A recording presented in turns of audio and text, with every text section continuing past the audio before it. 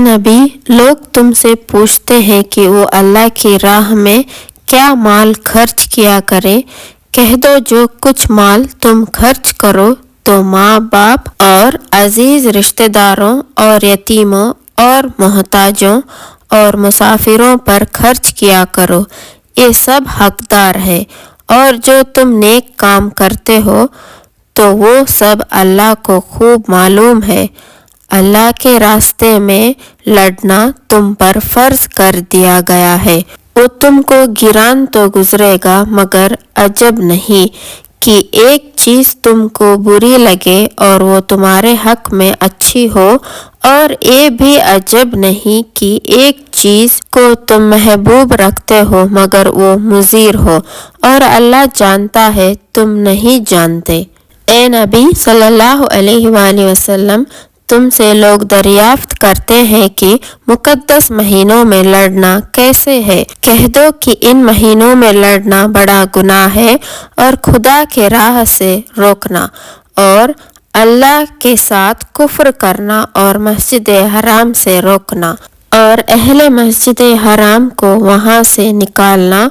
اللہ کے نزدیک یہ سب اس سے بھی زیادہ گناہ کے کام ہے۔ جو ایک کفر کرتا ہے اور فتنہ انگیزی کو خون ریزہ سے بھی زیادہ بڑا گناہ ہے، اور یہ لوگ تو ہمیشہ ہی تم سے لڑتے رہیں گے یہاں تک کہ وہ تم کو تمہارے دین سے پھیر دیں گے، اگر ان میں اتنی سخت ہو، اور جو تم میں سے اپنے دین سے پھیرا پھر وہ مر گیا تو وہ کافر ہی مرا۔ ایسے لوگوں کے عمل دنیا اور آخرت دونوں میں برباد ہو جائیں گے، اور یہی لوگ دوزخی ہے اور ہمیشہ اسی میں رہیں گے۔ بلا شبہ وہ جو ایمان لائے اور اللہ کے لیے اپنا وطن چھوڑا اور اللہ کے راستے میں جہاد کیا تو یہی اللہ کے رحمت کی بھی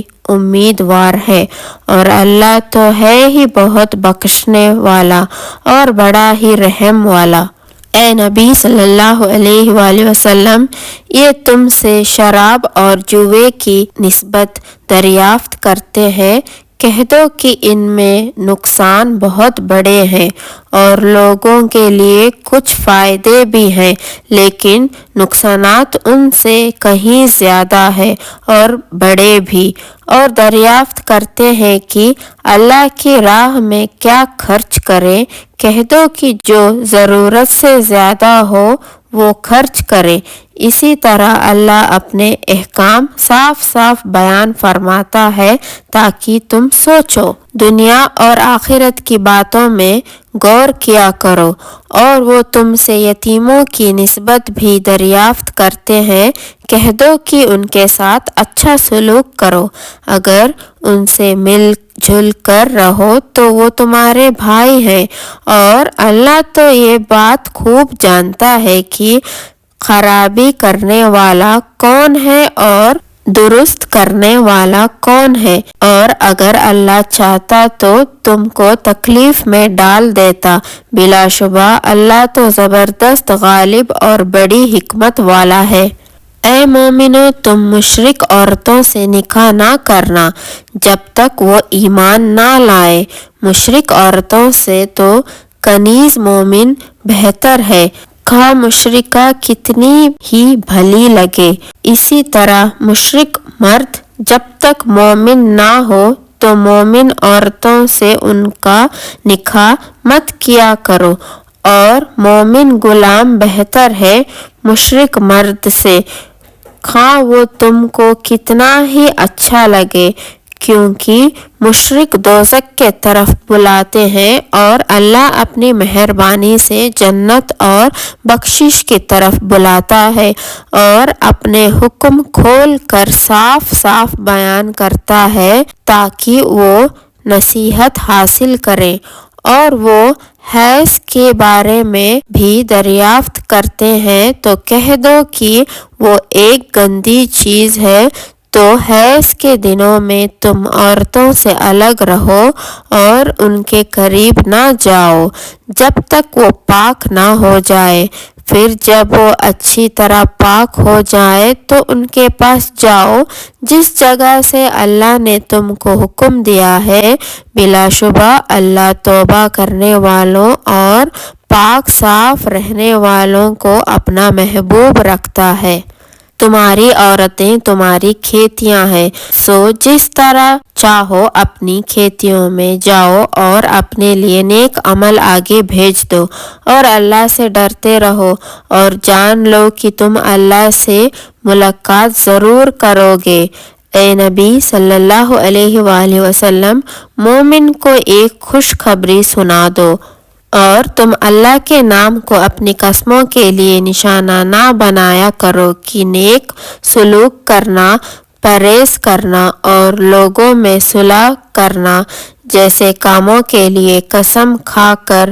چھوڑ دو۔ اللہ تو ہر بات کو خوب سنتا اور جانتا ہے۔ اللہ تمہاری لغو قسم پر تم سے کوئی مواخذہ نہ فرمائے گا، لیکن جو قسم تم اپنے دل سے قصدان کرو گے تو اس پر تم سے مواخذہ فرمائے گا، اور اللہ بخشنے والا اور بردبار ہے۔ جو لوگ اپنی عورتوں کے پاس نہ جانے کی قسم کھا لے تو ان کو 4 ماہ تک انتظار کرنا ہوگا۔ اگر اس دوران میں اپنی قسم سے رجوع کر لے تو پھر اللہ تو ہے ہی بخشنے والا، رحم والا۔ اگر طلاق ہی کا عزم کر لیا ہے تو پھر اللہ تو خوب سننے والا، خوب جاننے والا ہے۔